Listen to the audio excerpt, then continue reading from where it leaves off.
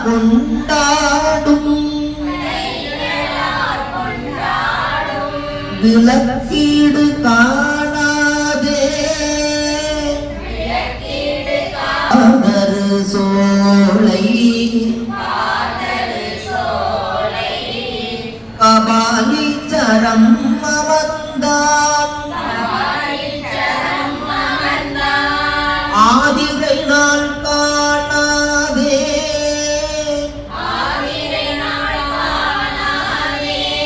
ஓதியோ பூம்பாவாய்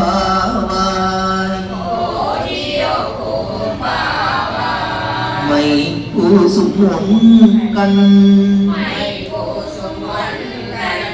மடநல்லார் மாமயிலை கைப்பூசு நீற்றான் கபாலீச்சரம் அமர்ந்தான் நெய்ப்பூசும் முன் புழுக்கள் நேரிழையார் கொண்டாடும் தைப்பூசம் காணாதே ஓதியோ பூம்பாவாய்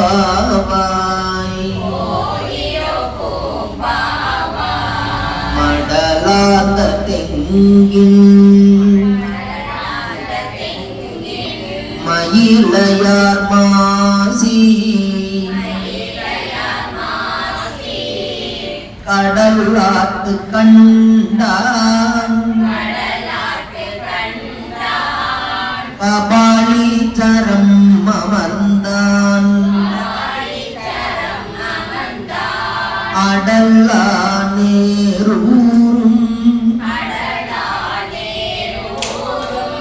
அடிகள் அடி பரவி நடமாடல் காணாதே ஓதியோ பூம்பாவாய்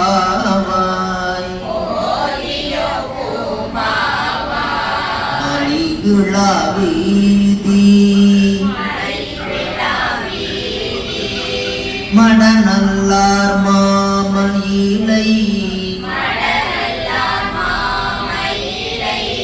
கலிவிழா கண்டான் கபாலீச்சரம் அமர்ந்தான் கலிவிழா பாடல் செய்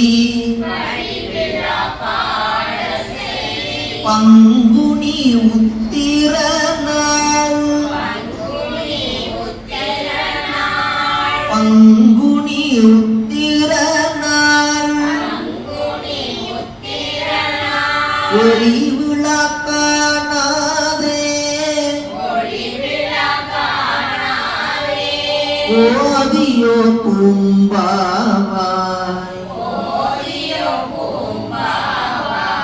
அன்னாரக் கண்டோள்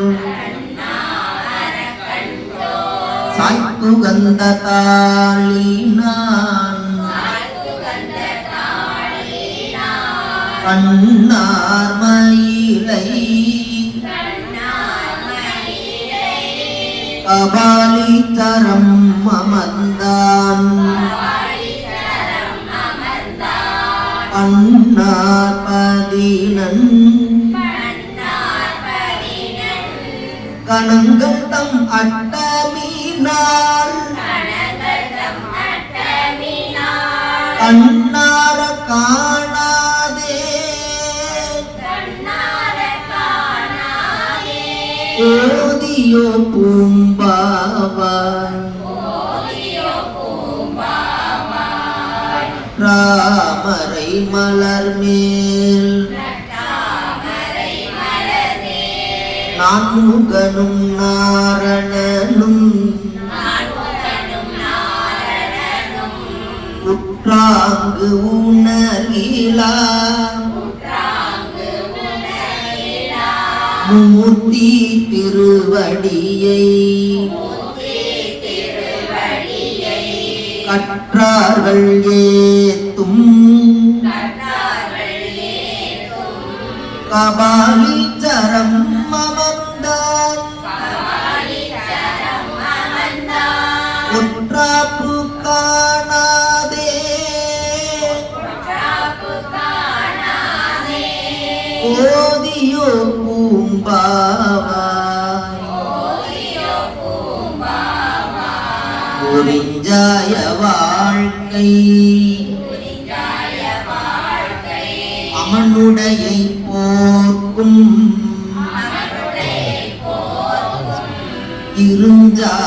இருஞ்சாக்கியர்கள் எடுத்துரைப்ப நாட்டில் கருஞ்சோலை சூழ்ந்த கபாலீச்சரம் அமர்ந்தான் பெருஞ்சாந்தி காணாதே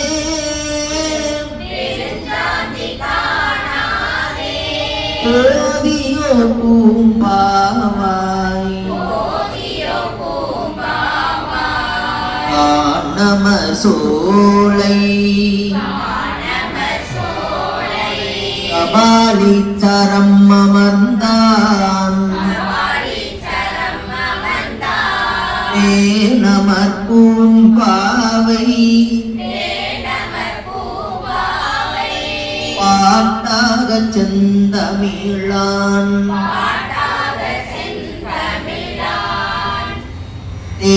நமர் பூம்பாவை பாட்டாக செந்தமிழான் ஞான சம்பந்தன் நலம் புகழ்ந்த பத்தும் வல்லார் வான சம்பந்தத்து அவரோடும் வாழ்வாரே வாழ்வாரே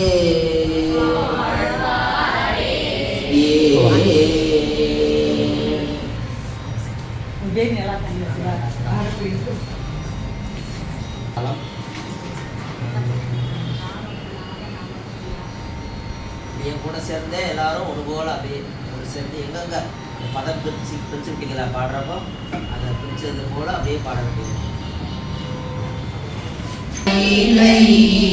மட்டிட்ட புன்னயம் காணல் மடமயிலை கட்டிட்டம் கொண்ட கபாலீச்சரம் அமர்ந்தான் ஒட்டிட்ட கண்டின் ஒரு திற பல்கடத்தாக்கு அட்டிட்டல் காணாதே ஓதிய பூம்பாவாய் மை பயந்த உன்கண் மடநல்லா மாமயிலை கை பயந்த நீற்றான் கபாலீச்சரம் அமர்ந்தான் ஐப்பசி கோண விழாவும் மருந்தவர்கள் துய்ப்பனம் காணாதே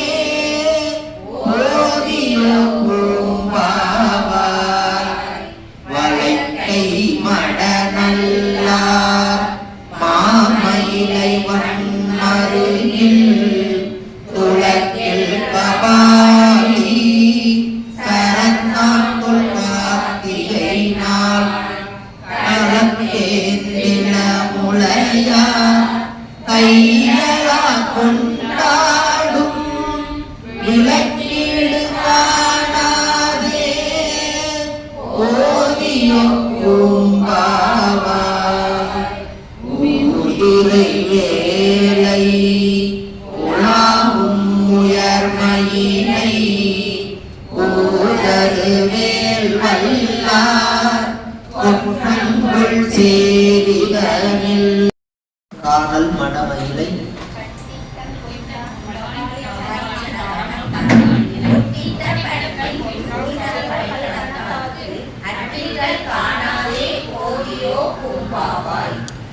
தேன் நிறைந்த புன்னை மலர் சோலைகள் நிறைந்த பதியே மயிலயம் பதியாம். மயிலை அப்படிங்கிறது மயிலாப்பூர், சென்னையில் இருக்கிற மயிலாப்பூர். இந்த தேன் நிறைந்த புன்னை மலர் சோலைகள் நிறைந்த பதியே மயிலயம் பதியாம். அப்பதியினை விரும்பி கோயில் கொண்டு அமர்ந்தவனே சிவபெருமான். அந்த மயிலாப்பூரை விரும்பி சுவாமி கோவில் கொண்டு அமர்ந்து உள்ளாராம் சிவபெருமான். அவன் தன்னுடைய சிவகணத்தாருக்கு உணவு அளித்து புறப்படும் சிறப்பினை காணாது பூம்பாவையே நீ போவாயோ மாட்டாய், எழுந்து வருவாயாக அப்படின்னா. இந்த பூம்பாவை வரலாறு அம்மா சொல்லுங்க, சொல்றீங்களா? பூம்பாவை பூம்பாவை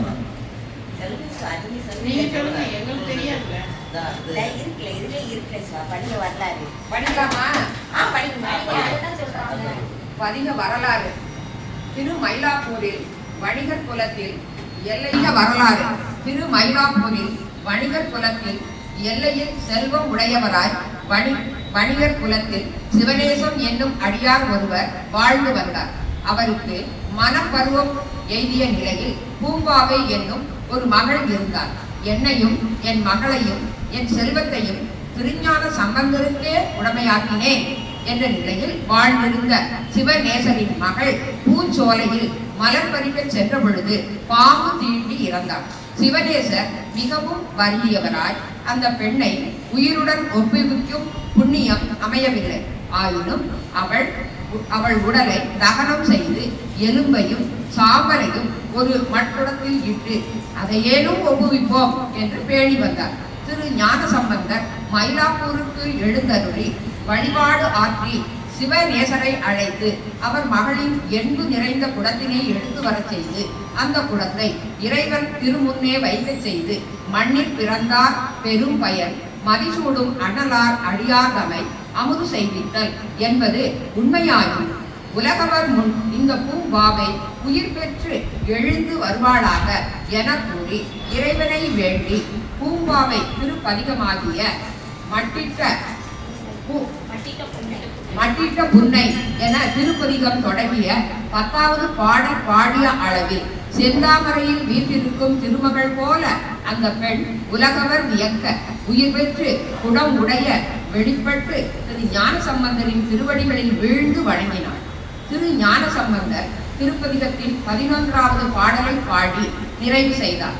சிவநேசர் திருஞான சம்பந்தரை வணங்கி திருவருளை போற்றினார். தன்னுடைய திருமகளை திருமணம் புரிந்து ஏற்றருள வேண்டும் என வேண்டினார். திரு ஞான சம்பந்தர் மறைநெறி மரபை அவருக்கு உணர்த்தியதோடு பூம்பாவையை யாம் மீண்டும் உயிர்ப்பித்தோம், ஆதலில் அவள் எமக்கு மகளாவாள் என கூறிய அளவில் சிவநேசர் மனம் தெளிவுற்று அந்த பெண்ணை வேறொருவருக்கு மனம் முடிக்க மனமின்றி கன்னிமாடத்தை இருக்கச் செய்தார். பின்னர் பூம்பாவையும் சிவன் அருளையே சிந்தித்து சிவனடி கூடினார்.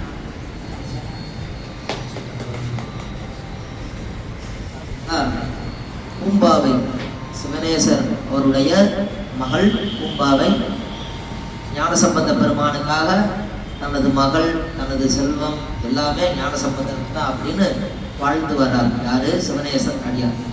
அப்போ பூ பறிக்கிறப்போ பூம்பாவை இறந்து விடுகிறார். ஞானசம்பந்த பெருமான் இந்த தலத்துக்கு வர்றப்போ என்ன பண்றாங்க?